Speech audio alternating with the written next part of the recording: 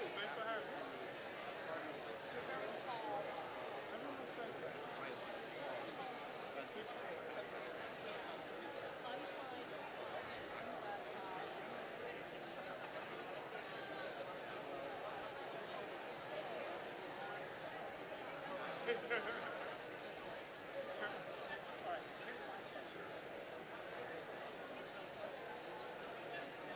Oh, I do, yeah. I mean, I love to meet with you. Although I would enjoy at this point, I think I'd enjoy it. I know. After all this. No, it's such a great template.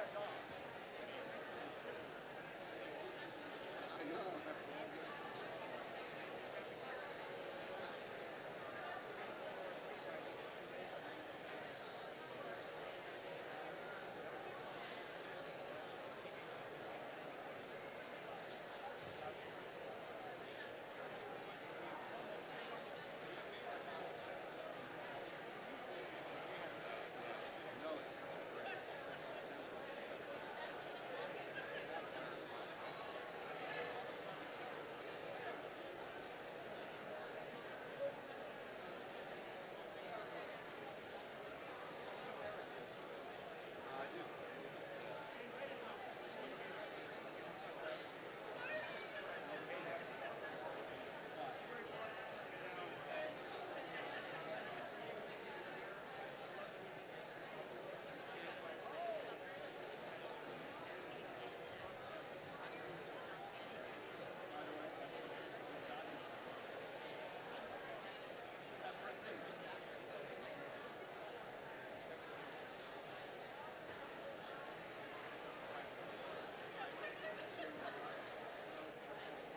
Okay.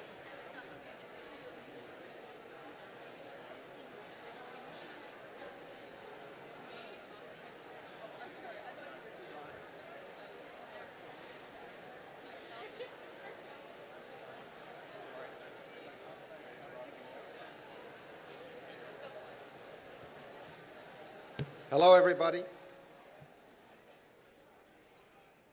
Welcome. I'm Steve Call. I'm the Dean of the Columbia Journalism School, and I'm here to congratulate the class of 2017. Well done.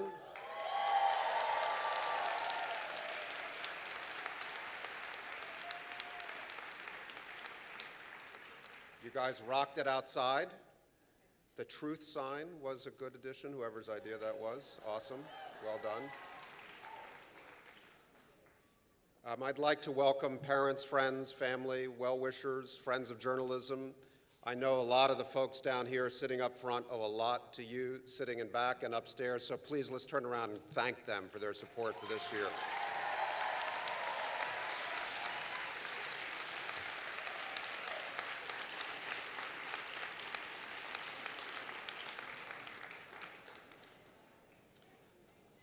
On behalf of the faculty sitting up here, I want to acknowledge one loss this year that we all felt yesterday at Journalism Day. This is the first commencement in probably 25 years or more that our colleague David Claytell isn't present with us. He passed last August. Unfortunately, many of you didn't get to work with him, but many of us remember him deeply, and I just wanted to acknowledge his absence today.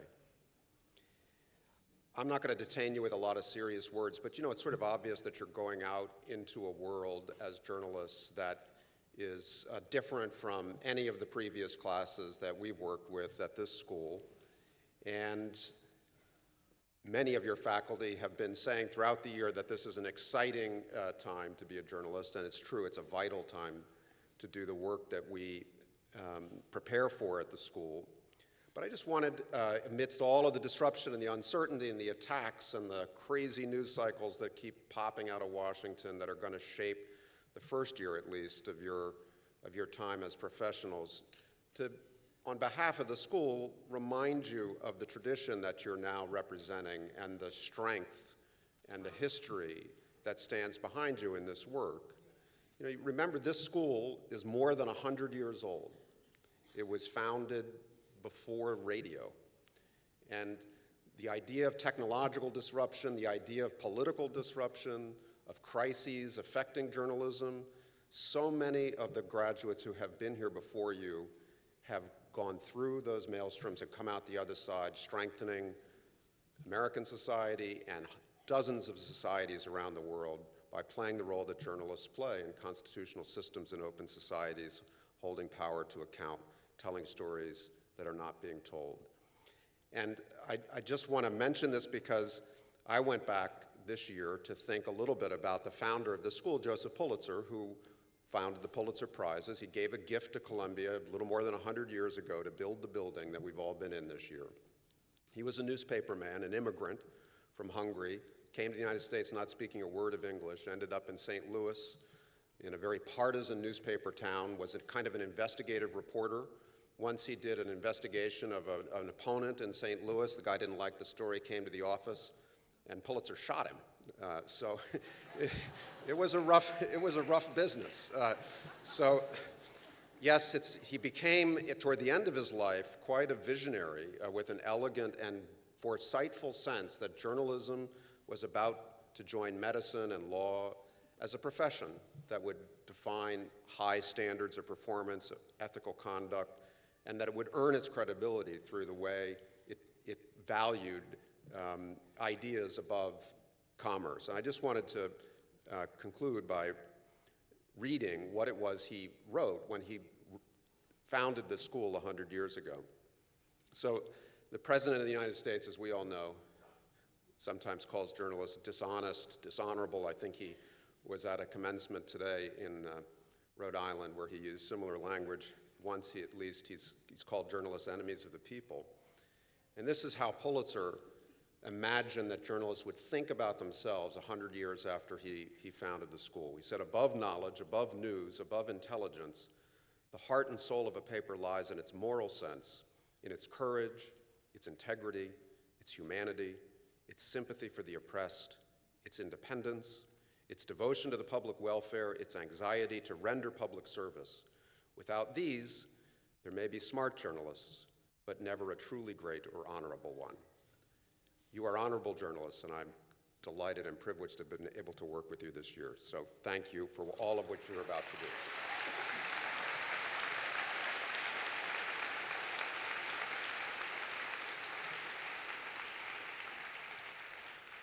I'd like now to introduce Karen Talloon, who is a manager with Bloomberg Global Broadcast and chair of the Columbia Journalism Alumni Board. Karen?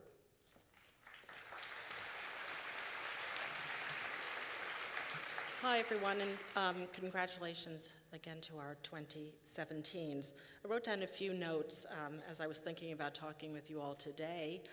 Last year I was here talking to the 2016s, and what a difference a year can indeed make. As the chair of the Alumni Board and on behalf of all of the alumni, I just want to pick up on what Dean Cole was talking about. And so what do we do in these times that some consider to be quite unprecedented around the world? And I guess what we do is what we've always done as journalists. We do our jobs, right? We ask tough questions. We seek out new sources and voices.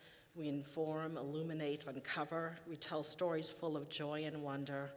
We try to uphold accountable those who sow confusion, sorrow, and strife. And through it all, we uphold the professional standards that we fine-tuned here at the J School. Since my own graduation day in 1985, I've known that my J School training has shored me up and helped me to shine from my early awkward days at CBS Network Radio and through Bloomberg today. There are 11,000 of us, alumni around the world. We're all part of an ever-evolving experiment in an ever-evolving world of news, information, and communication, fueled, as the Dean talked about, ever-changing technology. You're going to receive tons of advice, solicited and unsolicited. As a mother of two girls, people, humans, I feel the need to always give advice, and so my advice is stay connected. Stay connected to the most powerful alumni network on the planet. Let us know where you are and what you're up to. Share your time and talents with your alumni colleagues. Even if you're just starting out, you may have a great idea, a great resource, a special skill that someone else can really use and benefit from. And when you need guidance or advice or someone to work with, know that the Alumni Network is there for you as well. And give what you can, yes, to the Alumni Fund every year to support the journalistic excellence that the world will continue to need. The value of our J-School education lives on in the power of our connections. And to all of you, the class of 2017, I cannot wait to see where your creativity and vision will take us all. Thank you so very much, and congratulations.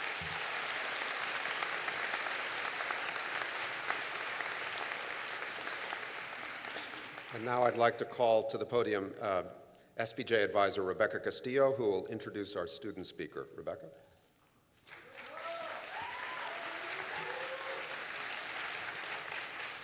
The Society of Professional Journalists is an international organization for reporters of broadcast, print, digital media, photojournalists who support each other and provide examples of the best practices of journalism. They remind us to hold ourselves to the highest standards of ethics, integrity, and getting the story right, as well as advocating for the protection of the First Amendment and the guarantees of freedom of speech and press through its advocacy efforts. At the Columbia Graduate Journalism School, we have a student chapter of the Society of Professional Journalists, also known as SPJ, and is also the de facto student government. The bags you were given were a gift from the Alumni Association, but the little gift inside was a gift from the SPJ, so enjoy that. All of the officers this year were elected at the beginning of the fall term. I would like to ask all members of SPJ to stand and be acknowledged for their hard work this year.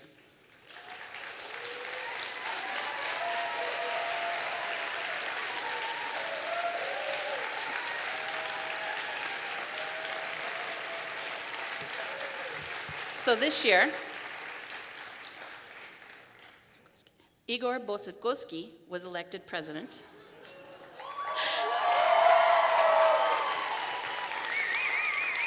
And when I asked him why he wanted to be president, he said he wanted to create a family feel to the student body since it was about to be an intense 10 months.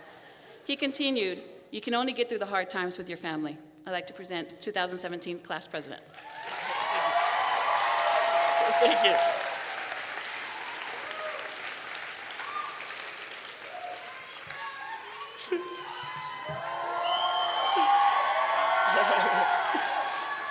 Well, first of all, I'd like to thank everyone that's here, the deans, the administrators, the professors, my colleagues, the students, and of course the parents. To attend this ceremony, some of them flew over oceans, others took the one train, probably took them the same amount of time to get here, but nonetheless, we're very happy and proud to have them with us in this room.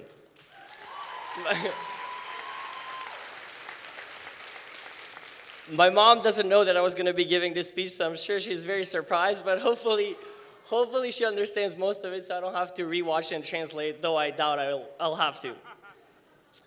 So, as you may imagine, the biggest challenge that I encountered when trying to come up with this speech and what am I going to say is actually what am I going to say about journalism that the other speakers won't.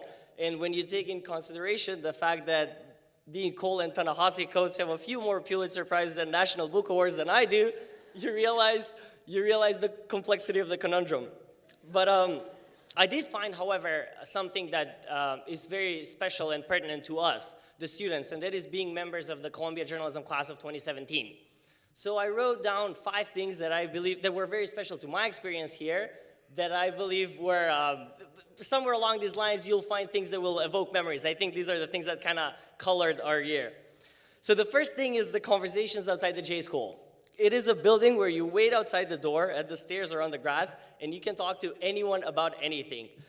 The conversations I've had have ranged from politics to literature, art, music, sports, politics again, location of free food, literally anything. And it helps that we have a very eclectic and diverse student body. We have students from 6 continents, from many different countries, states, and diverse backgrounds. And last I heard, we even have 1 Republican.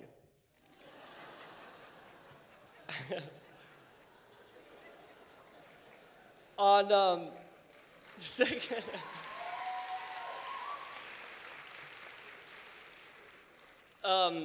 the second thing is I remember on election night, I stayed until 4 a.m. watching it in brown on TV with several of you.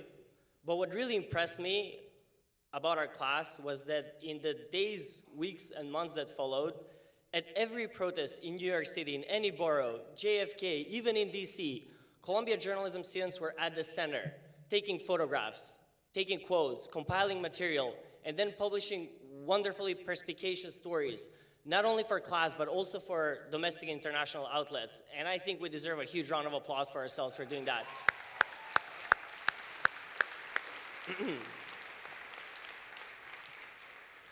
So the next one is for the people behind me. I'm sure that all of you found in our time here professors who you thought were inspirational and who you feel have more wisdom to give to you than what was allowed in the very limited amount of time we had here. So all of them that I've spoken to told me that it feels great when a student pops up in their email saying, "Hi, what's up?" Usually asking for a job, but nonetheless, I think it's something that we should maintain. As previously mentioned, the connections are something that is truly valuable, and without them, it wouldn't have been the same year. Now, the fourth one, and this is my favorite, the fourth one goes to all the messages that were never responded to, all the calls that were never returned, and all the emails that started with, "It was a really competitive year. We regret to inform you that." Did you guys get a few of those? Yeah? Yeah, I know I did. But the truth is that they are as well a learning experience, and they teach us about persistence and tenacity, and that journalism requires a lot of effort. And these were probably just warm-up no's that we got in journalism school. What's going to truly happen in the real world is going to be much more, many more no's are ahead of us, but that's fine as long as we keep pushing forward for the yeses. So,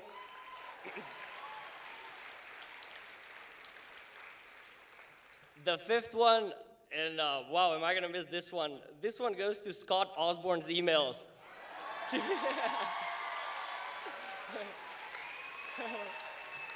I don't know if do we have Scott in the building somewhere? Because he's kind of a mystery man. Not that many people know what he looks like. Is he here somewhere? Well, you'll let him know. You'll let him know. His emails were poetic. I mean, I don't know. Pushkin would be jealous of his poetic emails. The one about Winter's icy fingers, I remember that one. He can start a newsletter. Please sign me up for it. It can be on whatever. On a more serious note, we are young journalists who are entering a very challenging field. Challenging in the sense that we don't know what it's going to look like in 5, let alone 25 or 30 years. And this word that we've heard many times this year is the word change. They say everything is changing. They say officials' attitude toward journalism is changing, the audience's expectations are changing, business model is changing, technology is changing, and the natural trap to fall into is fear that change. But I think there is one way to avoid that, and the way not to fear that change is if we are the ones who make the change. And I truly believe that this class has the potential to do that, because I've seen it.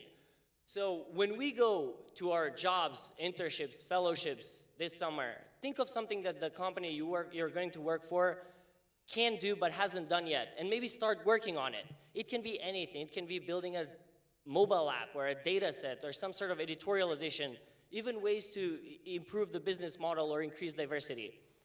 I truly know that this class has the capacity to do that, because I've been surrounded with you for the entirety of this 1 year, and I honestly, truly believe that we can do that. So,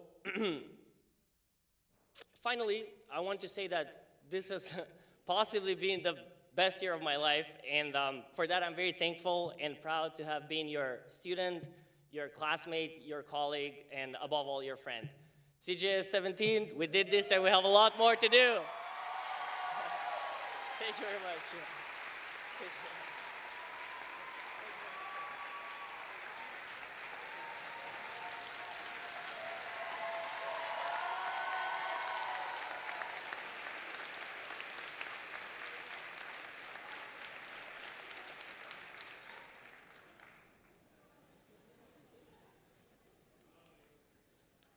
And now to our honoree. The Columbia Journalism Award is the school's highest honor. It's voted on by the faculty for, quote, singular journalistic performance in the public interest. It's presented annually to someone of capacious accomplishment and distinguished service to journalism, and has been presented each year since 1958 to people such as David Halberstam, Ben Bradley, Pete Hamill, Joan Didion, Walter Cronkite, Alan Rusbridger, and last year's winner, Lise Doucette, to name a few. This year, the award is being presented to Ta-Nehisi Coates.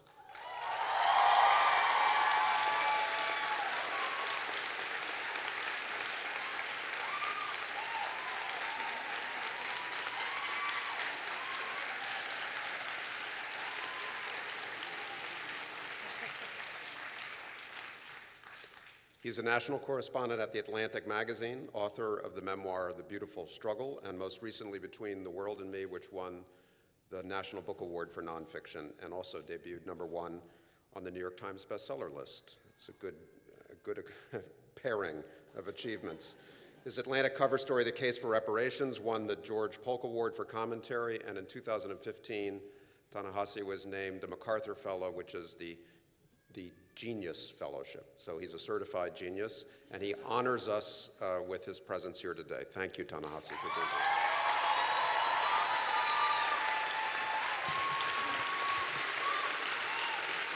Thanks, guys.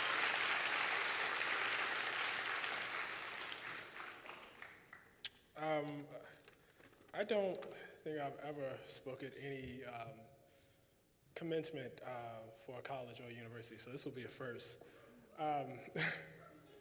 Yeah, I feel honored. You should feel honored, but I feel honored.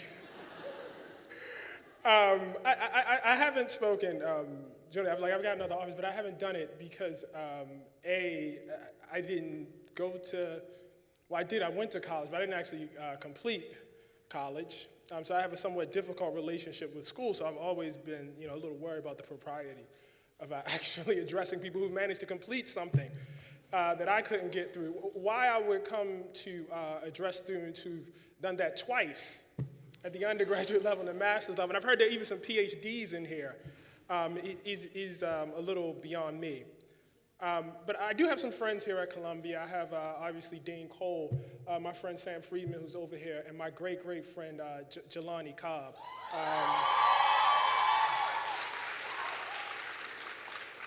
I don't know that he warrants your cheers, though. Jelani couldn't even be here, so I don't know what's up with Jelani. No, he's doing the work. He's doing the work, Jelani is. Good old friend of mine. We've been friends since those days when I was a failing university student and he was not. So how did I get here? How did this happen? Whenever I give talks and my parents are in the audience, I know they look at me like, if we could rewind this back 20 years or so, there's no way we thought this boy would end up here. As I said, I had a very, very difficult relationship with school, and it didn't actually begin with the university. It began the moment that I went into the classroom. I don't know, there's some weird thing in my brain that doesn't allow me to sit in a classroom and listen for long periods of time. When I bumbled my way, through school, when I got to high school, I had teachers who always, thought I was really, really intelligent, but, couldn't figure out why I couldn't put out the effort or do the work as they put it on paper. So I eventually got kicked out of the high school I was in. It was a really, really good high school in Baltimore. My parents, who were just so tenacious and just so aggressive, went up to the high school where I was, and they argued with the principal, and they argued with the teachers, and they got me actually readmitted. I don't know if that had ever happened in the history of that school. I rewarded them by getting kicked out of the school the second time. That year, I think I failed 5 out of 7 classes. It was obscene. I'm pretty sure I failed English. I failed English because I had to take it again the next year. I failed English. I had to take 2 Englishes the next year. And my dad said to me, he said, listen, man, I don't know what you plan to do. I don't know what college you think you're going to, but I'm going to tell you something. You're going to get out of here when you're 18. So you're either going to get into a school or you're going to get into the Army. I wasn't going into the Army. So that sort of snapped me out of it, and suddenly I had this remarkable ability to focus in classrooms that I had lacked all before.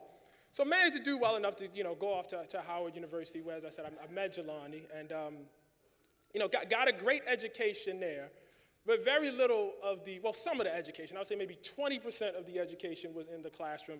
The other 80% of the education was actually outside of the classroom. We need not specify what I was doing, but it was outside of the classroom. That's what you need to know. And at that point in my life, I had no idea really what I was going to do. I had this like deathly fear because to be honest with you, the kind of neighborhood I came from and the kind of family I came from and the kind of city I came from was a place where young black men were lost all the time. Education was not seen as an optional thing. It was a thing between you and prison. It was a thing between you and the streets. It was the thing between you and the graveyard. And even by the time I got to college, there was still this sense of what is going to become of me. Well, I'll tell you, I had two things. I had been writing all my life. My mom taught me to read when I was very, very young. She was a teacher. She taught me to read when I was about 4 years old.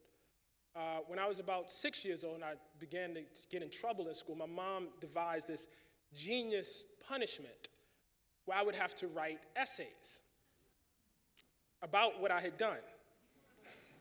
I mean, deep essays, like what were you thinking at the time? Which is a deep question for a 6-year-old. What are you going to do the next time to prevent this from happening again? You know, there'd be like prompts for this stuff, right? You know, I would try. I'm sure those essays aren't very good, but the questions were above my head, and they stretch your brain a little bit. I wrote the entire time I was in school, and I didn't just write, essays. I wrote for myself quite a bit, and I always enjoyed writing. I just didn't enjoy writing in the classroom. I don't know why that was, but I liked it. Second thing was I was always a really, really curious child. I have 5 older brothers and sisters, and I used to bug the hell out of them because of why. Everything was why. So I had a love of writing, and I had an intense curiosity. And it turns out that while those things may not always reward you in the classroom, they should, and in you guys' cases, they clearly have. They very much will reward you in the world of journalism. So when I was 20 years old, I sent off some writing to a gentleman by the name of David Carr, who was then an editor for the Washington City paper. It was some really bad college journalism clips and poetry. And for some reason, after looking at that really, really bad poetry and those really, really bad college newspaper clips, he decided to give me a chance. That was a little more than 20 years ago, and my life was never the same again. It was the greatest internship in the world. I actually did that first internship with Jelani. We went there together, actually, in fact. It was the oddest thing. Only 2 black dudes on staff then, right out of house. It was a pretty remarkable thing. But I was there, and I can remember like the first day I went and I sat down, and I was waiting for an assignment. And David, or whoever was my supervisor at the time, just said to me, they said, "No, you just go find what you want to write about. And then you come back and you give me some ideas." I said, what I want to write about? Not what I'm told to write about? I said, no, you find out what you want to write about, and then you go do it. This was remarkable to me. One of the great barriers that I later figured out between myself and school was that I was incredibly focused on the particular things that I was curious about, but I had great difficulty becoming curious about things that people told you to be curious about. And here I was in this situation, like most journalists are, when we are, working a beat or doing something like that, where you really, and even when you're working a beat, you kind of have to be this way, where you have to be a self-generator of your own questions. And suddenly, I felt at home. I wasn't the best journalist at Washington City, but I wasn't even close to the best journalist at Washington City, but I wanted to be. From the moment I got there.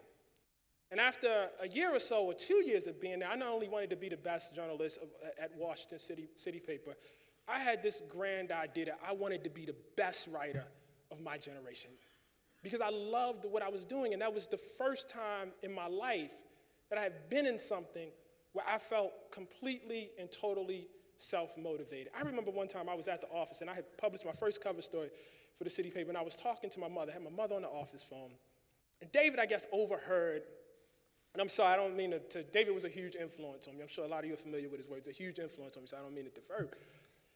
But he overheard the conversation, and he came, and he said, "Is that your mother?" I said, "Yeah."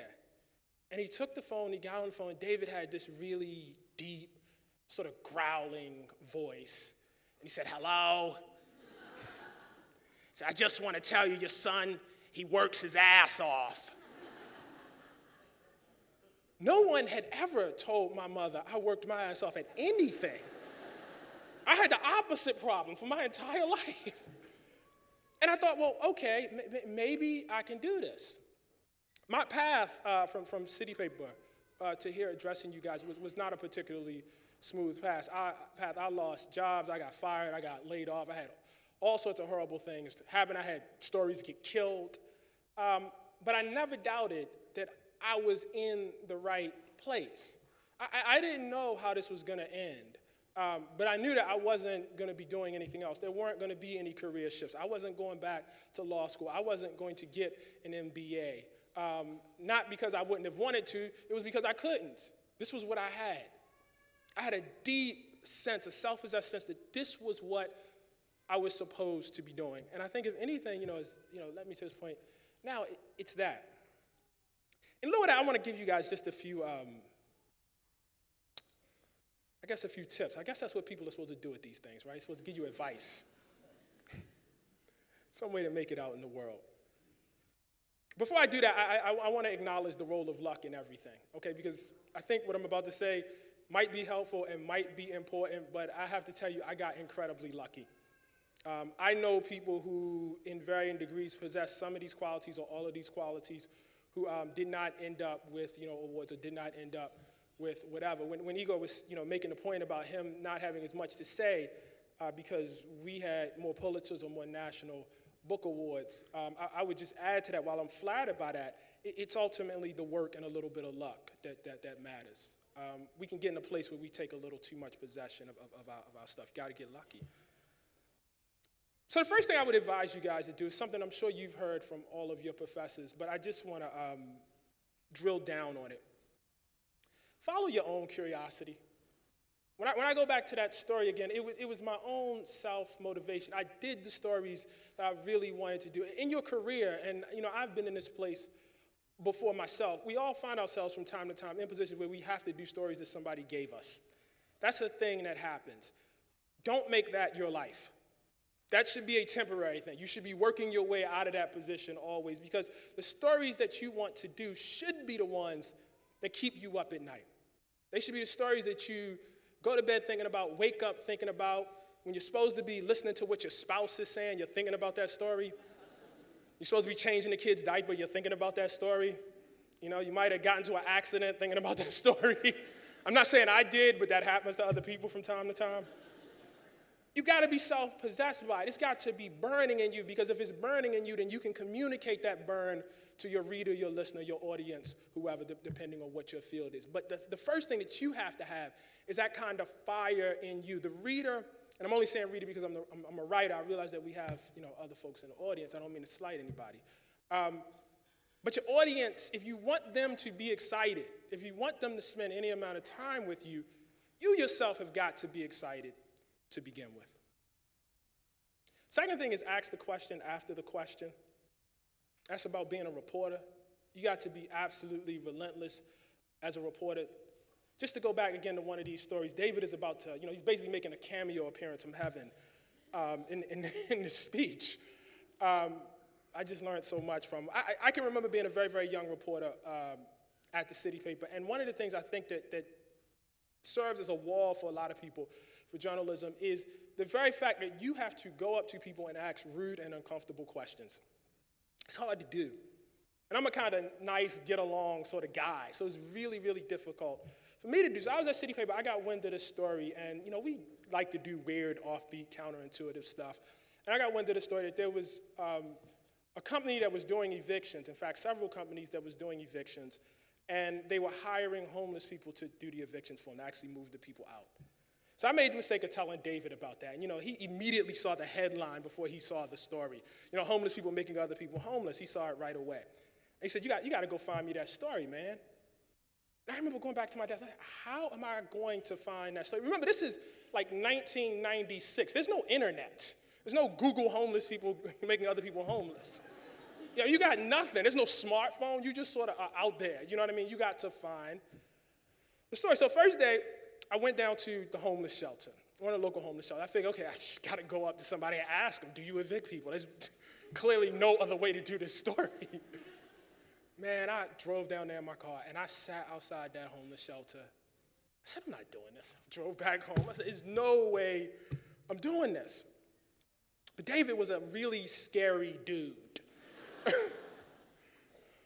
much more scary than anybody, I would have rather gotten into a fight than have dealt with, David yelling at me. Or even David just being disappointed in me. So I went to sleep, woke up the next morning, and I went back down there again.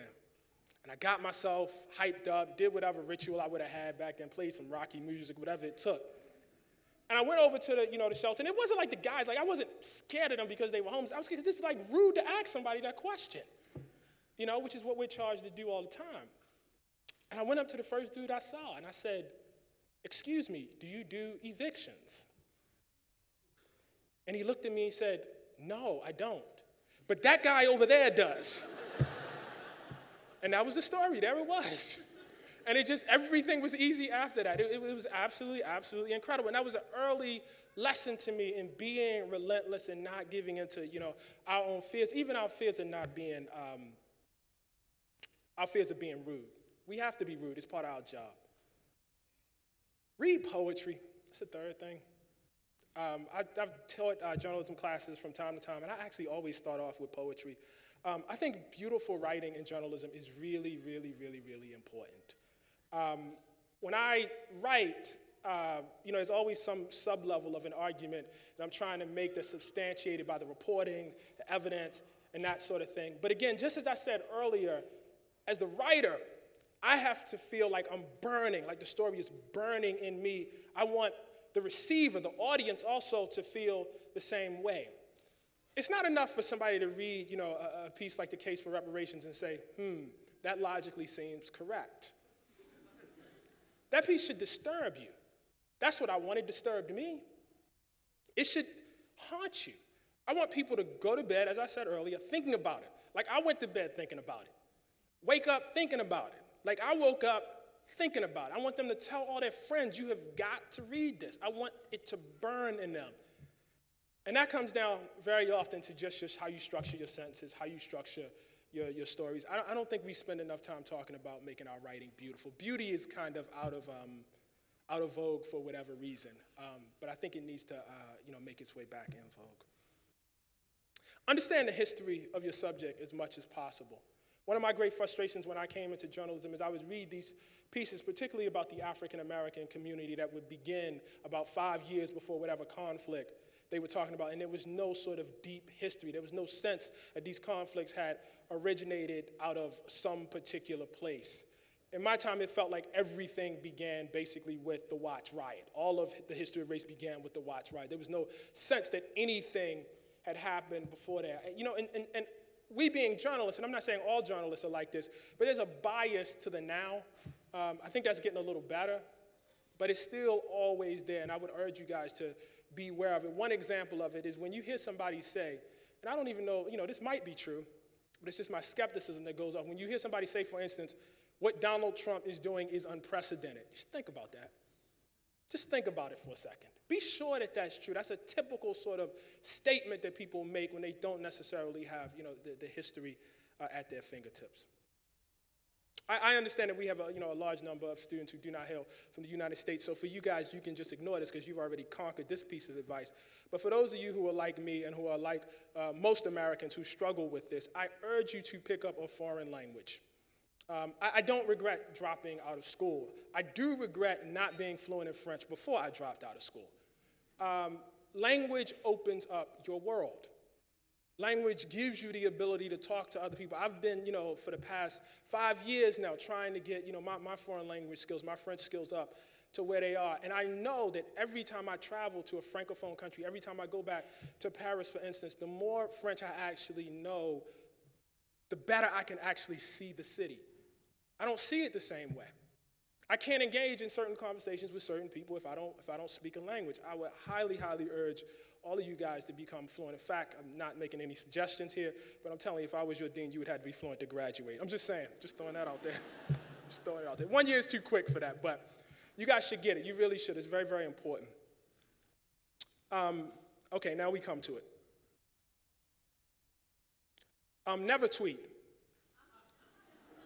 Stop right now. Just stop.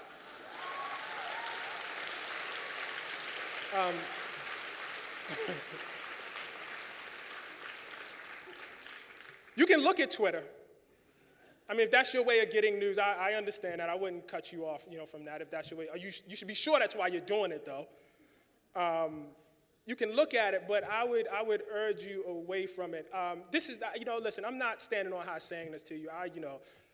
Until this year, tweeted quite a bit and then stopped. But I did my share, and when I stopped, I think I had some vague sense that probably, folks shouldn't. But in the time I've been away, it's only, reinforced my sense. You're in the business of putting together words and creating things. You shouldn't waste your words. You might think to tweet something out, and you might think this is an interesting and cute point that nobody has ever made. And you might be right. But you know what would be better? If you took that interesting and cute point and strung it together with 5 other interesting and cute points and backed it up with some reporting and then published something. That could be incredible. That could be incredible.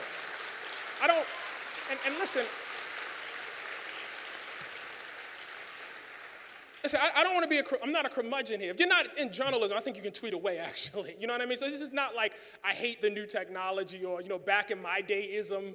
That's not that. I mean, literally, if you're in this business, I think it's actually bad for you. I've heard other arguments that, well, I need to promote, my stuff. I need to do this. And yeah, okay, I mean, maybe. But what you really need to do is get better. That's what you really, really should be focused on, not so much, your promotion. Let other people who will be on Twitter do that for you. Here's the last one. And this is an odd thing to say, but I think about it all the time. And I'll preempt this by saying, I think about it because I've spent some amount of time studying the history of journalists, studying the history of artists, and studying the history of writers. And often those who have an early demise or are not as end up not being as prolific as they should have been have something in common. So I can't believe I'm going to say this. Like 20-year-old me is like laughing at what I'm about to say. I would urge you away from drugs. I really would.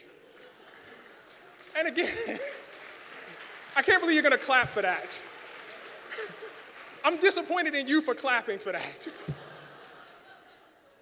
I'm 41 years old. I can say that. You guys are in your 20s. You should not be clapping for that. You should be booing. No, in all seriousness, what you're trying to do, journalism, and I can only speak from my experience, it is a really, really hard thing to do.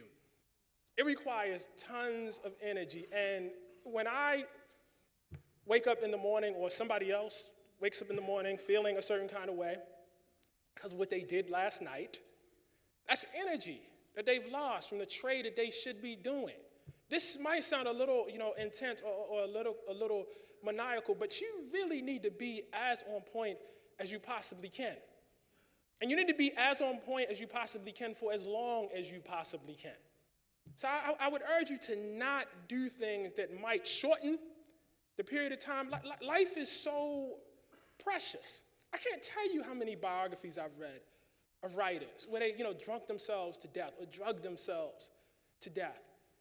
Some of my favorite people, and it always just leaves me so sad because I wonder how much more they would have had to say about the world. Your job is to last as long as you can and to say as much as you can. As much, not tweet as much as you can. Say as much as you can. That's your job. And so I would urge you, I'm focusing on drugs, but I would urge you to be very careful about anything that you put in your body. God, I sound like I'm from Utah or something. Maybe they know something. I would urge you to be very, very careful about what you put in your body. You need to be here. You can't write, you can't report, you can't do the work of journalism if you're not aware. It requires too much. You shouldn't do artificial things to shorten it. I want to thank you guys for the great honor of having me here at my first commencement address. I want to thank you, Dean Cole. Thank you so much. Congratulations, guys.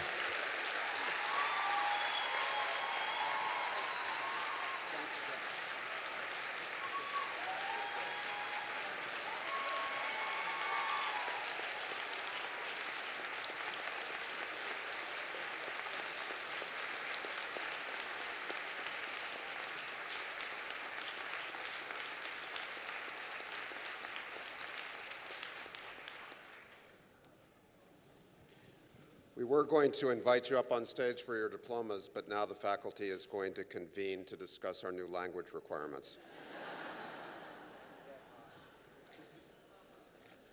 Yesterday at Journalism Day, we announced the winners of the student prizes and honors, and we want to reprise that today so that everyone can share in your achievements. First, I'd like to call your attention to the students who are graduating with honors from the MS program. This is the top 10% of a class across the fullness of years as honored by diverse professors through the year.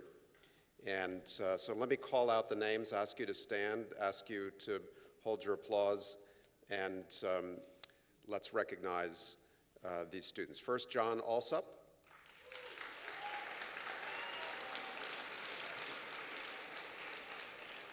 You're not off to a good start with the holding of the applause things. All right, do as you will. It's your day. Manuela Andriani. Grace Saffron Ashford. Kate Koff. Diego Porche. Nick Diaz.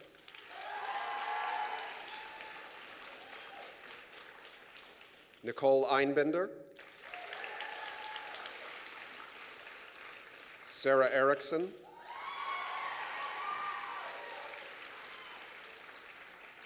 Joseph August Basu Fanelli,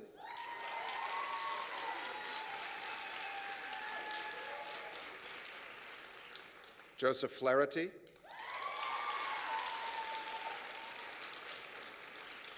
Emma Freer, Natasha Frost, Sarah Gibson, Mika Hauser,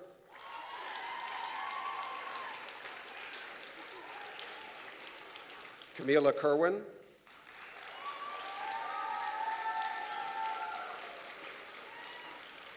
Javi Leiber,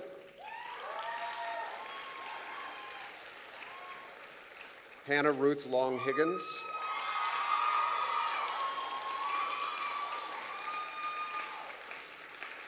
Megan Morelli, Sean McGowan,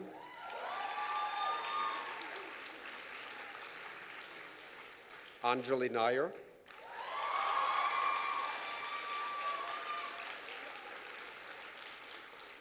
Joshua Charles Kelsel Oliver,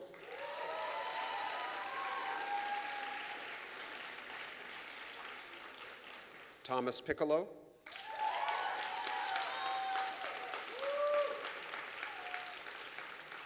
Dylin Shen,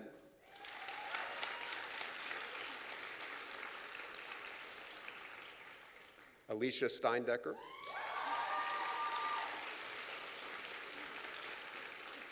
Priscilla Thompson, and Courtney Vinopal. Congratulations to all of you.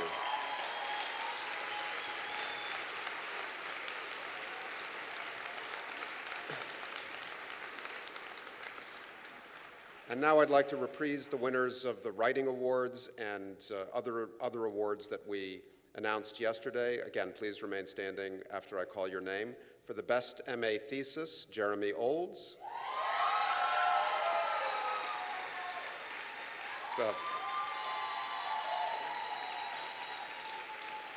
Finalists Eileen Townsend and Riham Alkusa.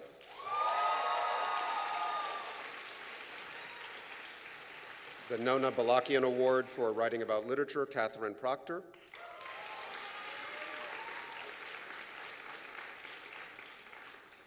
The Richard Blood Award, Iram Karakaya, Itni Pacheco, and Katerina Zimmer.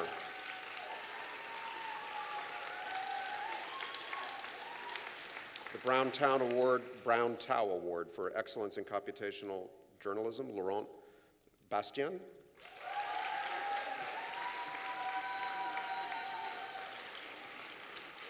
The Bill Campbell Award went to Emily Churchill.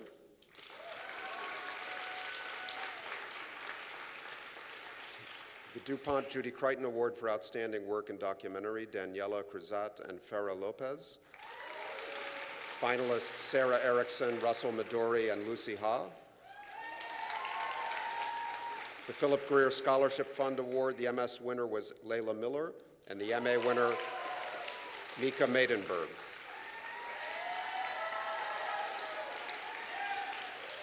The Arthur J. Harris Memorial Prize went to Ben Graham.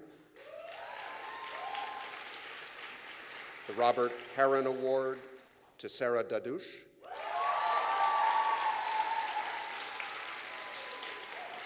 The Fred Heckinger Journalism Education Award to Andrea Park.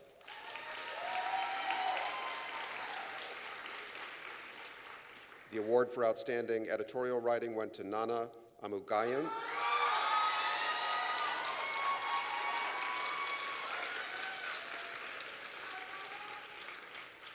The Pete Keller Prize to Allison Jamie Lau.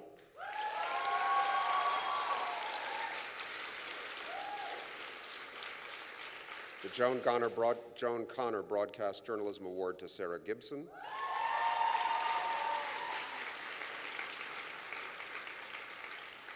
And the two 2017 Linton Fellowships for Book Writing went to Miti Mirror and Mukhtar Ibrahim.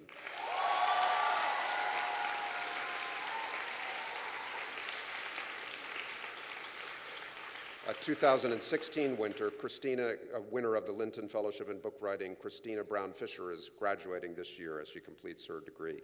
The Mel Mentor Award went to Eli Horowitz, with finalists Kylie Suru and Joshua Charles Kelsall Oliver.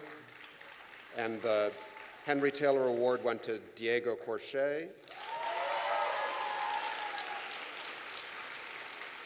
The James Weschler Memorial Awards to Joseph Flaherty for international work, Sylvia Varnama Reagan for national work, and Bruno Gallo for local work.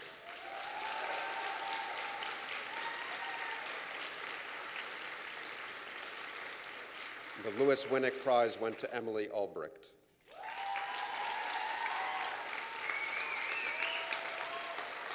Each year, the school awards five Pulitzer Traveling Fellowships for outstanding students to travel after they graduate to complete work that they've started here at the school.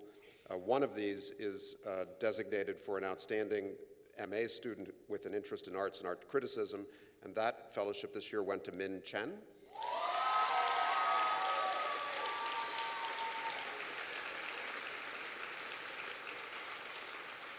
And the remaining four fellowships go to the top four students in the graduating MS class, a class this year of 220 or so.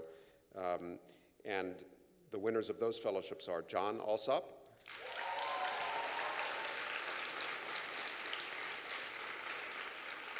Oliver Arnaldi, Nicole Einbender, and the top graduate of 2017, the valedictorian, Joseph Flaherty.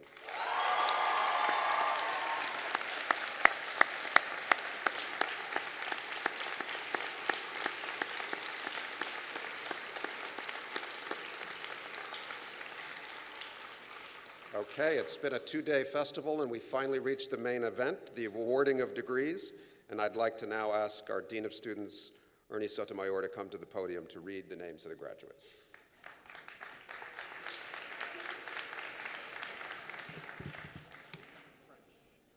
Good afternoon, very distinguished class of 2017. Before we begin, I would like to ask friends, colleagues, family members, and other good wishers to please keep the aisles clear so that our graduates can make their way up to the stage and return easily to their seats so they can proceed to this wonderful ceremony as smoothly as possible.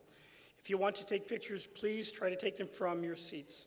They will be taking photographs over here of all the graduates, so there will be a visual proof that this ceremony actually took place. So let us begin, please. We're going to start with our Master of Arts class, and our first concentration will be Arts and Culture. Presenting the students with their degrees will be Professors David Haydu and Alyssa Solomon. From Oak Park, Illinois, Sam Block. From Singapore, Min Chen. From Cape Town, South Africa, Roseanne Els. From Copenhagen, Denmark, Christian Aaron Madsen. From El Paso, Texas, Maria E. Garcia. From New Delhi, India, Sadamani Jen. From Pune, India, Amruta Lakay. From Belo Horizonte, Brazil, Renata Mashi. From Auckland, New Zealand, Jeremy Oles. And from Mumbai, India, Nadia Norizani.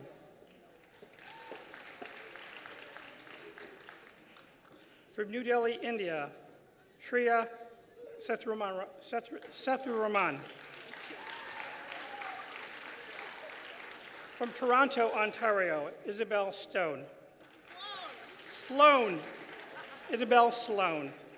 And from Memphis, Tennessee, Eileen Townsend.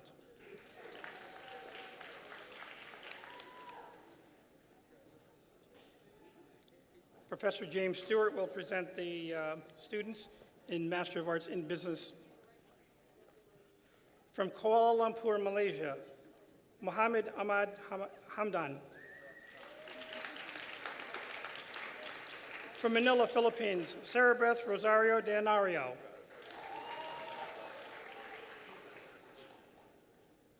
From Copenhagen, Denmark, Emily Ikeberg. From Wheeling, West Virginia, with 5-month-old Bridget Rose, Daniel Flatley.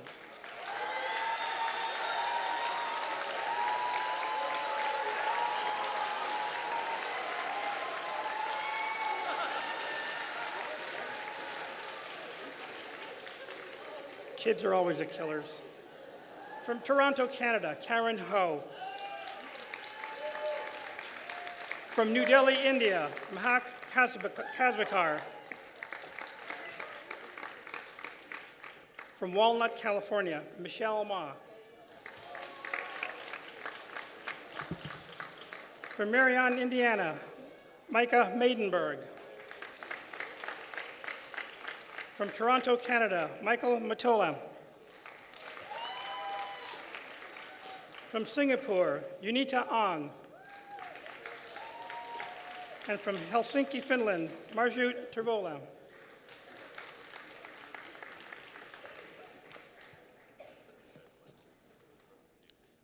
Dean Steve Cole will present the students in Master of Arts in Politics and Global Affairs.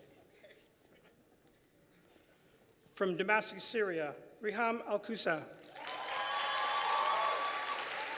From Chicago, Illinois, Maddie Crowell. From Cape Town, South Africa, Rahima Essap. From Chicoutimi, Canada, Stephanie Filion. From New York City, via Rome, Francesca Giuliani Hoffman. From Annapolis, Maryland, Benjamin Graham. From Jacksonville, Florida, Caitlin Healy. From Brooklyn, Nicholas Jar. From Hong Kong, Wen Lu. From Lagos, Nigeria, Adeshiwa Josh. From Karachi, Pakistan, Tamina Qurashi. From Mumbai, India, Siddhartha Roy. From Nairobi, Kenya, Kipchumba Somé. From Torino, Italy, Vittoria Traverso. And from Wellington, New Zealand, Sylvia Varham O'Regan.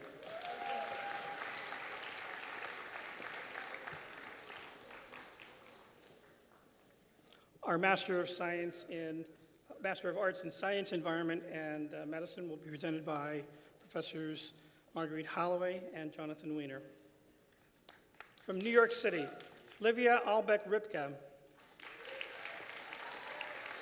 From Kanata, Canada, Isabel Gomes. From Denver, Colorado, Kelsey Ann Lindsay. From New Delhi, India, Aditi Malhotra. From Montreal, Canada, Kyla Mandel. From Ripton, Vermont, Teek Root. And from Sparta, New Jersey, Gregory Dominic Watry.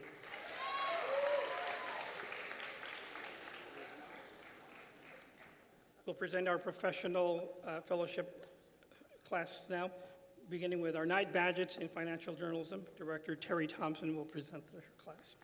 From Washington, D.C., Tim Craig. From London with 3-year-old Hugo. Oh, no Hugo, okay. From London, Edward Crudy. Edward Crudy. From Woodstock, Connecticut, Stephen Kersey. From San Francisco, Douglas McMillan. From Brooklyn, Silvana Ordonez. From Kansas City, Missouri, Christy Smythe. From San Luis Obispo, California, Timothy John Stanovac. From Silver Spring, Maryland, Roshanak Tagavi. And from Queens, New York, John Tazi.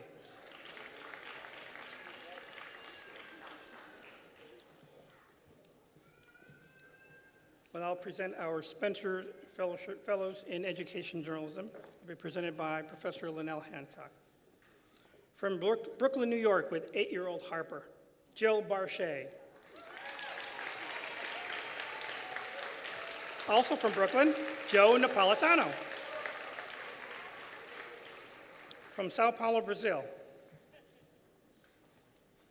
From Sao Paulo, Brazil, Fabio Goncalves Takahashi. And from New York, Patrick Wall.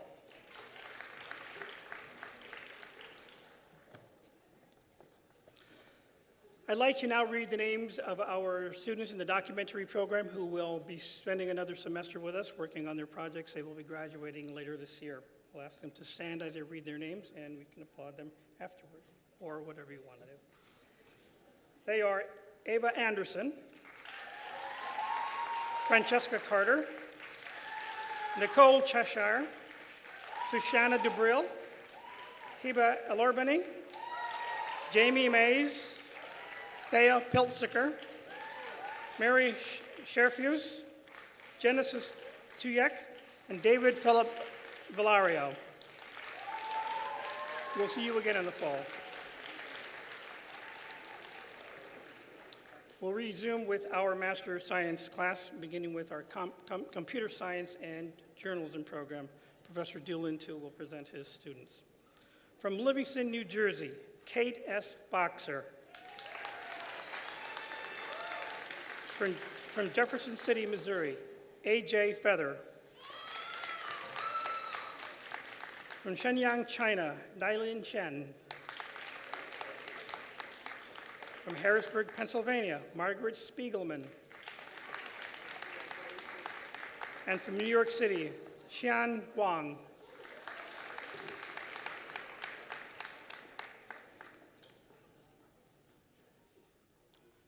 Professor Daniel Alarcon will present his class. From New York City, Mirella Brusani. From Chicago, Illinois, Nina Kate Friend. From Los Angeles, California, Alana Herzig. From Toronto, Canada, Aaron Hudson. From Taipei, Taiwan, Yanting Jane. From Oakland, California, Julian Lim. From Caracas, Venezuela, Adriana Lerero Fernandez. From Toronto, Canada, Megan Morelli. From East Hanover, New Jersey, Chloe Nevitt. From Jamestown, Rhode Island, Pia Peterson. From Tokyo, Japan, Sarah Sekine. From Tampa Bay, Florida, Alex Sigmund. And from Orlando, Florida, Kirsten Watson.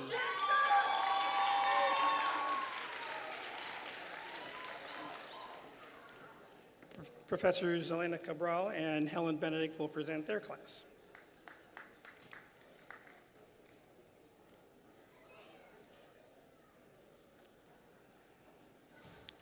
From Columbus, Ohio, Brett Amadon.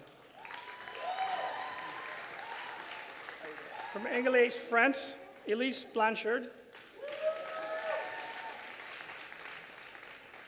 From Lexington, Massachusetts, Celine Boskaya. From Danville, Illinois, Bailey Elizabeth Bryant.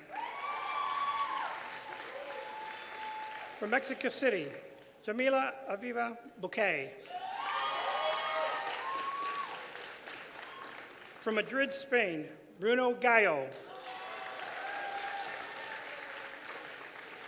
From Evanston, Illinois, Eli Horowitz. From Lahore, Pakistan, Imran Ahmad Khan.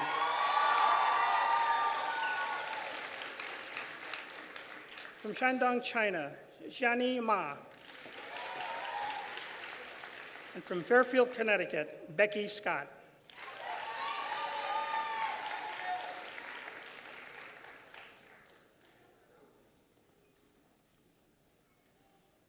Professors Ann Cooper and Mark Hansen will present their class.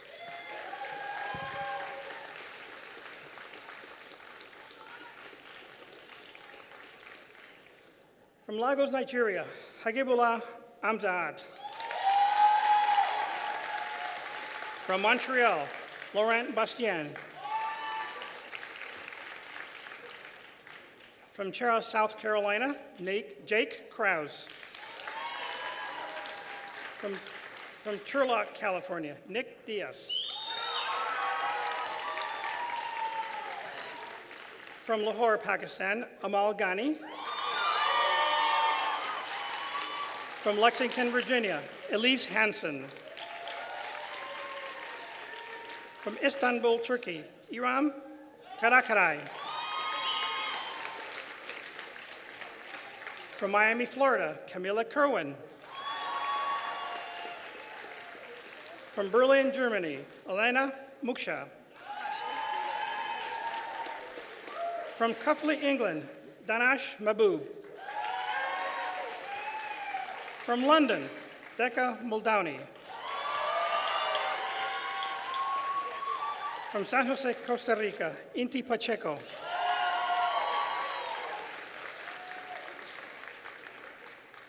From Binghamton, New York, Catherine Sullivan. And from Rothenburg, Germany, Katharina Zimmer.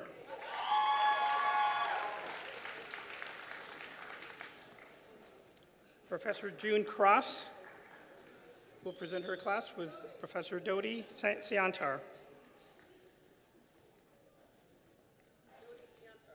Dodi Siantar will present with her. From Dubai, United Arab Emirates, Snehat Anthony. From Weston, Connecticut, Daniela Emmanuel. From Wuhan, China, Xiaojian Liu. From Atlanta, Georgia, Margie Michelle Merritt.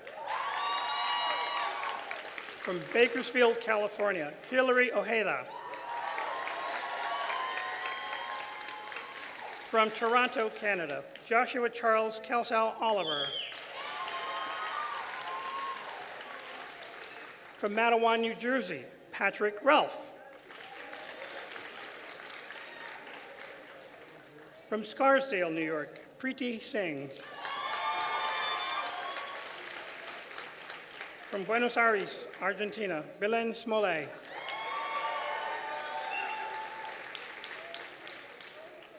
From Mexico City, Mexico, Fernanda Uriegas.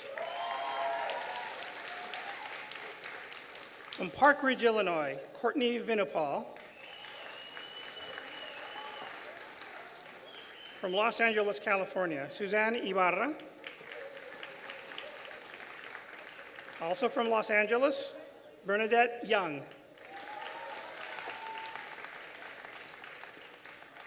And from Hangzhou, China, Yu-Chen Zhu.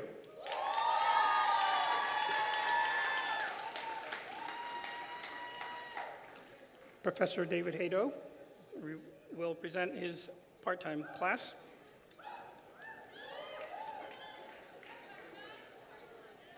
And Dolores Barkley will join him. From Philadelphia, Pennsylvania, Rosemarie Belts. From New York City, Anya Chapman. From Baltimore, Maryland, Julie Lasan. From Rutland, Vermont, Keely Ann Levens. From New York City, Javi Lieber. From Alpine, Texas, with 5-year-old Amora, Natalie Patillo.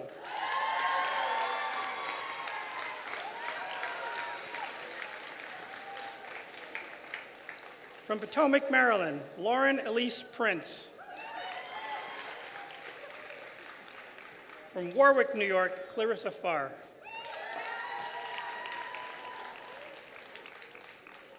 From Darien, Connecticut, Lindsay Purcell.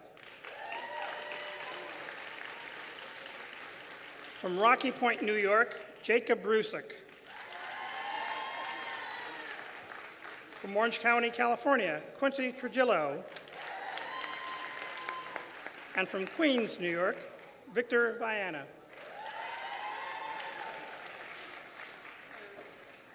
Professor Linnell Hancock will present her class. From Plymouth, United Kingdom, John Alsap. From Scottsdale, Arizona, Christiana Barkley. From Middleton, Wisconsin, Sarah Blasky. From Melbourne, Australia, Corina Burford. From Damascus, Syria, Sarah Dedouche. From Amsterdam in the Netherlands, Miley Depew Kamp. From Newton, Massachusetts, Michael Elson Rooney. From Boulder, Colorado, Erin Francis Galloway. From Beijing, China, Michelle Yijiao Gao. From Pune, India, Shibani Gokhale. From Austin, Texas, Micah Hauser. And from Cleveland, Ohio, Taylor Hess. From Mexico City, Mexico, Alejandra Ibarra Chaul. From San Antonio, Texas, Rebecca Schutz. And from Beijing, China, Reinan Zhan.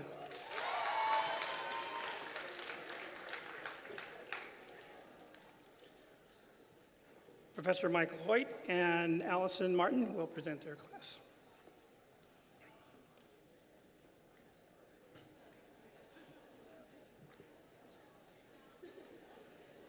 From New York City, Gunjan Banerjee.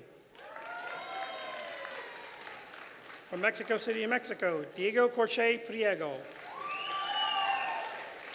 From Ottawa, Canada, Annette Kelachukwo Elijiofor. From Aurora, Colorado, Victoria Elliott. From Toledo, Ohio, Christopher Gilardi. From New York City, Jeremy House. From Houston, Texas, Jenny Kamen. From Philadelphia, Pennsylvania, Katie Krasik. From Changsha, China, Luna Liu. From Canal Winchester, Ohio, Hannah Ruth Long Higgins. From London, Mudapai Macaulay. From New Delhi, India, Anjali Nayar. From Queens, New York, Natalie Peasantaz.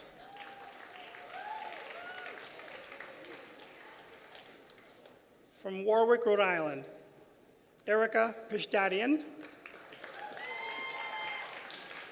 From Gaithersburg, Maryland, Elizabeth Roberts.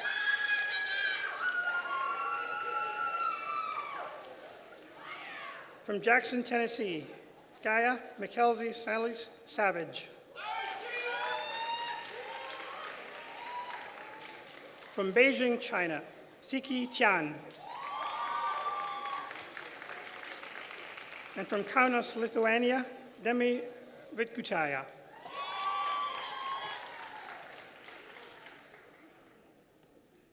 Professor Isabel will present his class next.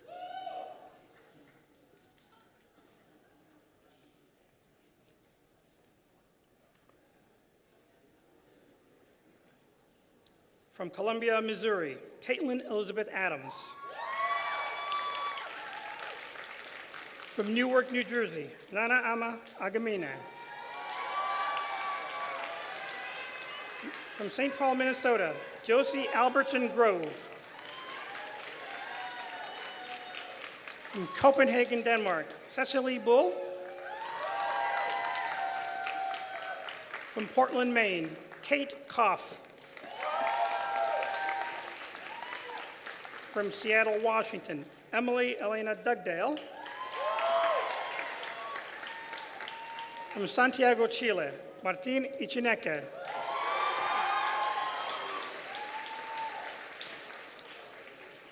From South Orange, New Jersey, with 8-year-old Chloe, Abigail Finch.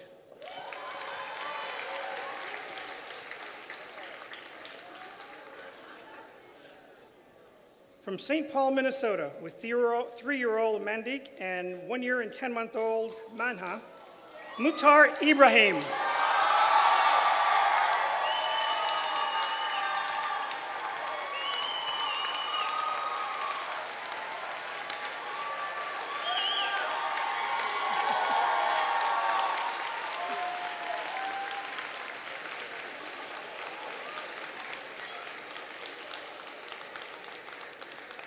From Chicago, Illinois, Darius Jamal Johnson.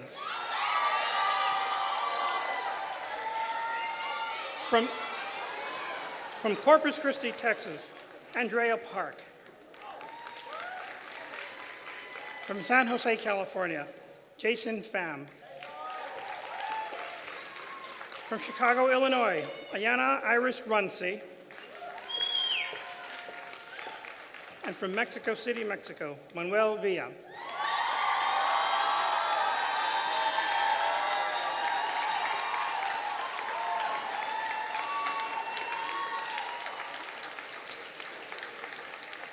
Professor Tammy Luby will present her class next.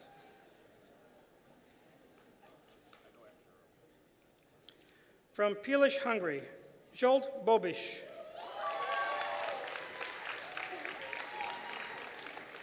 From West Palm Beach, Florida, Sean Campbell. From Maracaibo, Venezuela, Esther Castilleja. From Boulder, Colorado, Sarah Erickson. From Los Angeles, California, Cassandra Giraldo. From New York City, Courtney Michelle Johnson. From Guilford, Connecticut, John Kennedy. From New York City, Rebecca Klein. From Essex, Vermont, Sona Lee.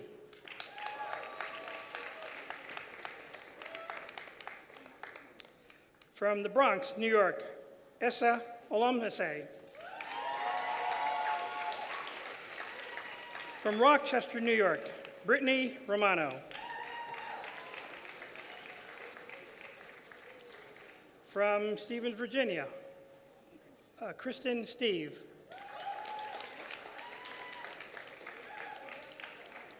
From Shanghai, China, Kevin Sun. And from Selden, New York, Sarah Valverde.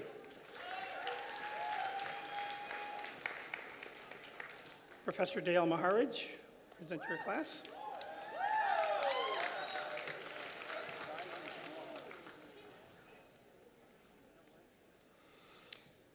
From Stockholm, Sweden, Carl Joan Carlson. From San Carlos, California, Allison Jamie Lau. From London, England, Alexa Leoto. From New York City, Tony Xiang Lin. From Hollywood, Florida, Patrick Martin. From Miami, Florida, Pilar Bosch Melendez. From Harare, Zimbabwe, Tanya Naiti.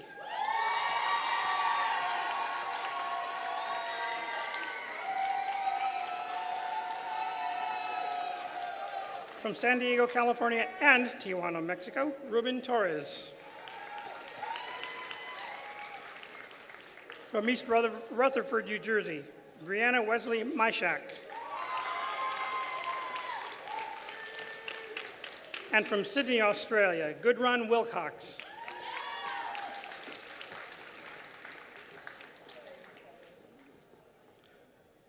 Professor Laura Muha and Meg Kissinger will present their class. From Rio de Janeiro, Brazil, Manuela Andreoni. From Burbank, California, Grace Saffron Ashford. From New York City, Valentina Cabal. From Buffalo, New York, Taylor Elizabeth Eldridge. From Temecula, California, Joe Hong. From Oakland, California, Andrea Danutu. From Melbourne, Australia, David James Jeans.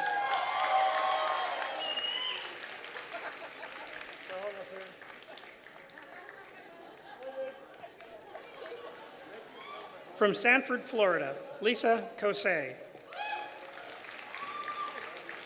From Kennett Square, Pennsylvania, Summer Lynn. From New York City, Yasmin Moazami.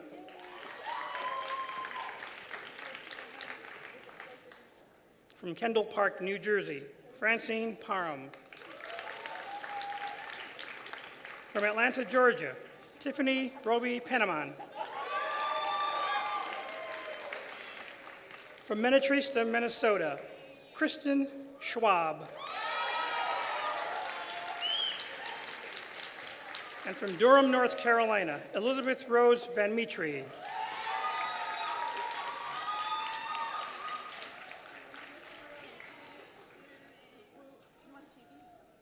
Next will be Professor Ruth Padower presenting her class.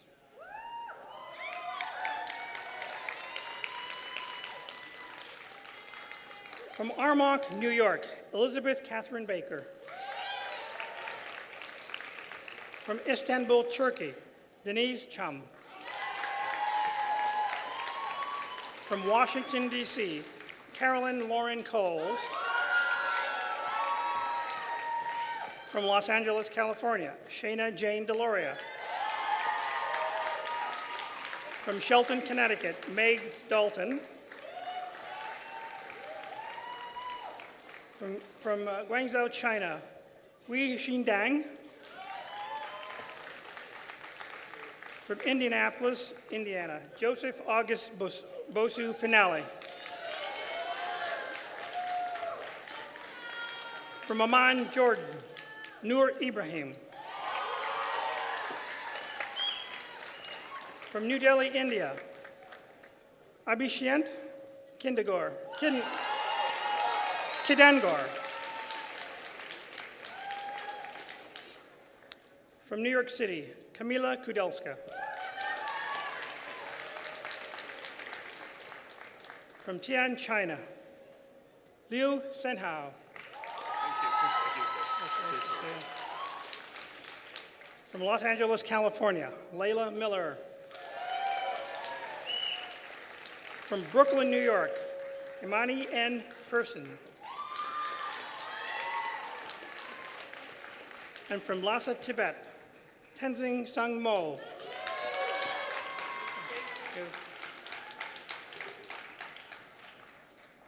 Professor Michael Shapiro will present his class.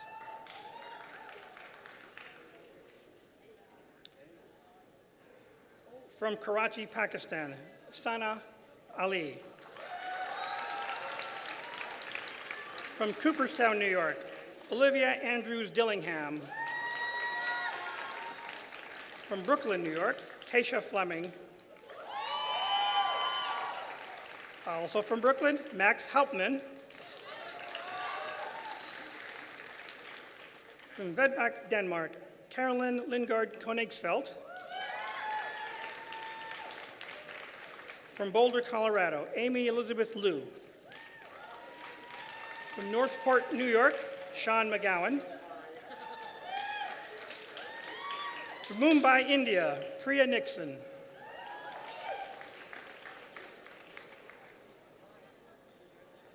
From Washington, D.C., Torrance Otten. From Dhaka, Bangladesh, Samira Sadek. From London, Nadeem Shad. From Southampton, New York, Alicia Steindecker. From Guaynabo, Puerto Rico, Tatiana Tendreno. From Kunming, China, Fiona Aoyang Wang. And from Shenyang, China, Ziming Zhang.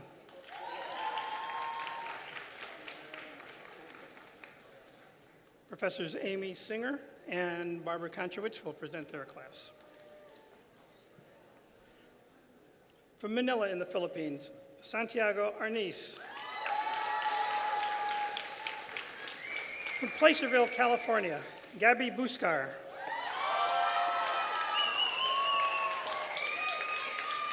From San Francisco, Devin Brisky. From Tustin, California, Nicole Einbinder. From Auckland, New Zealand, Natasha Frost. From Shrewsbury, Vermont, Sarah Gibson. From Fullerton, California, Caitlin Kelly. From Staten Island, New York, Arietta Leka. And from Yardley, Pennsylvania, Tara Law.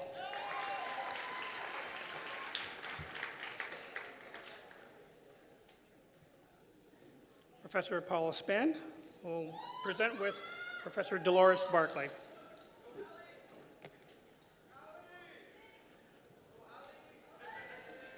From Huntington Beach, California, Alexandria Ali Bordas.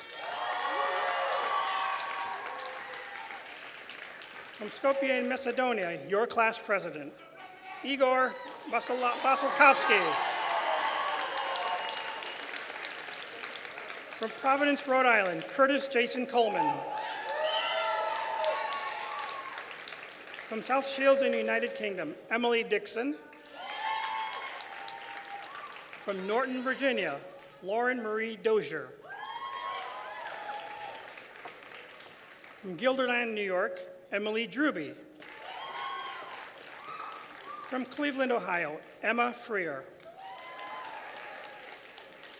From Zhejiang, China, Xinru Guo.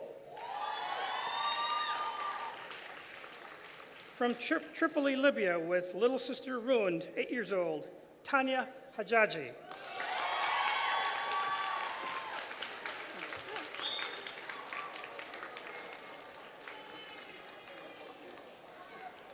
From Cleveland, Ohio, Lindsay Hortica.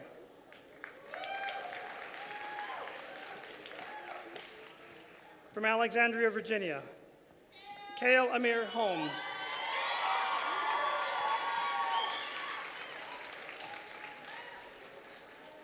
From Wuhan, China, Yi Lu.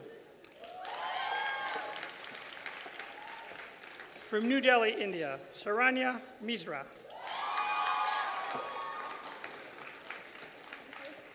From Brooklyn, Sweeney St. Ville. From Houston, Texas, Kylie Suru. From Guangzhou, China, Kawala Sheyu.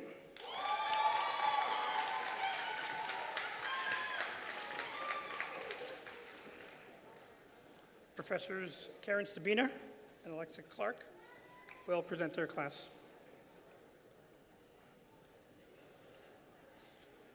From Antwerp, Belgium, Talia Abbas. From New Delhi, India, Arni Ravishankar Rakshita. From Santa Isabela, Puerto Rico, Amanda Gomez.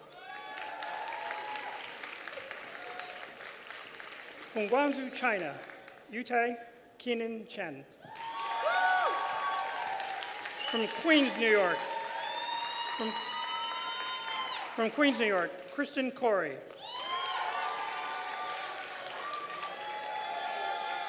From Pelham, New York, Madison Derbyshire. From Appleton, Wisconsin, ladies and gentlemen, our valedictorian, Joseph Flaherty.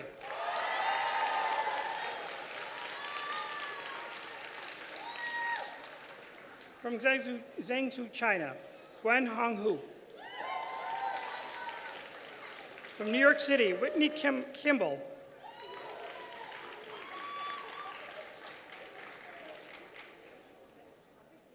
From Potomac, Maryland, David Klein.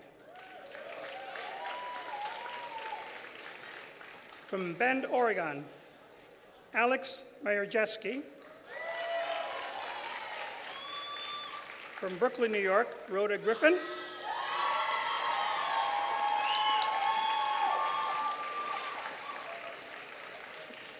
From Damascus, Maryland, Katrina Pereira. From Kakamega, Kenya, Anade Situma.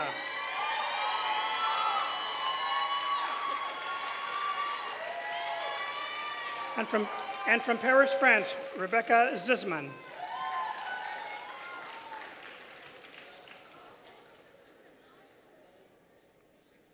Professor Doolin, too, will present his next class.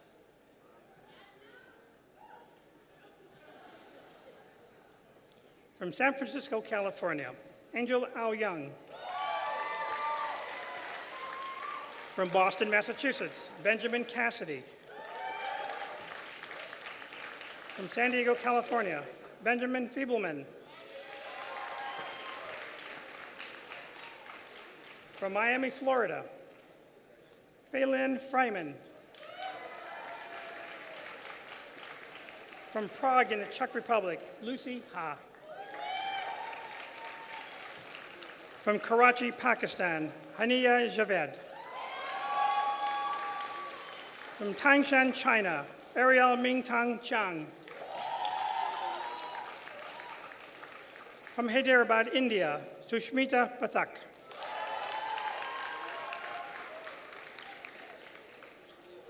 From New Bern, North Carolina, Catherine Proctor.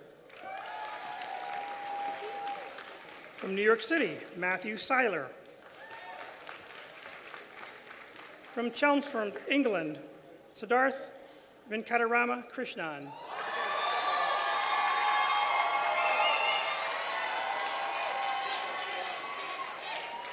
From Grosse Pointe, Michigan, Taylor Wisner. And from Nanjing, China, Shoujie Zhao.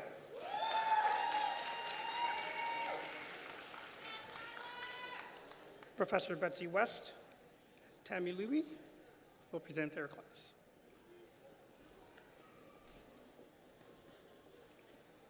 From Paris, France, Louis Baudin-Larman. From Fredericksburg, Virginia, Emily Madison Churchill. From Toronto, Canada, Elizabeth Hack. From Westfield, New Jersey, Emily Yalitza Harris. From Waldorf, Maryland, Ilana Canis Haynes. From Seoul, South Korea, Sansuk Sylvia Kang. From New York City, Samaya Malikian.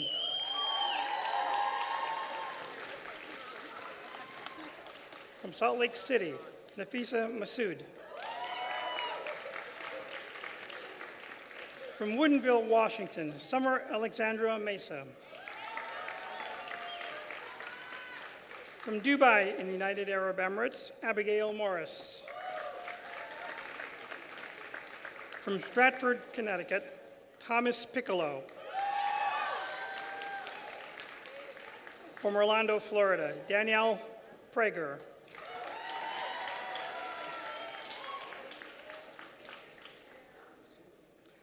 From Pittsburgh, Pennsylvania, Elena Raftus. From New York City, Bimina Ranjit.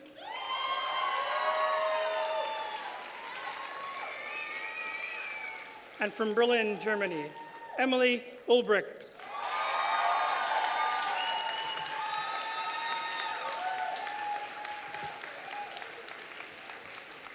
Congratulations, class of 2017.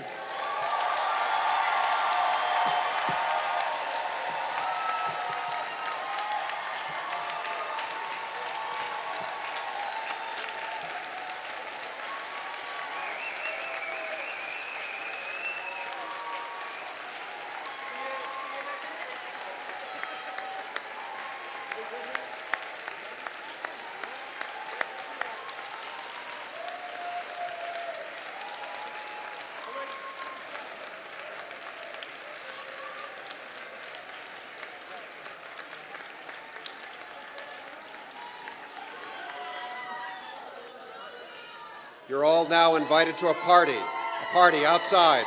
Congratulations.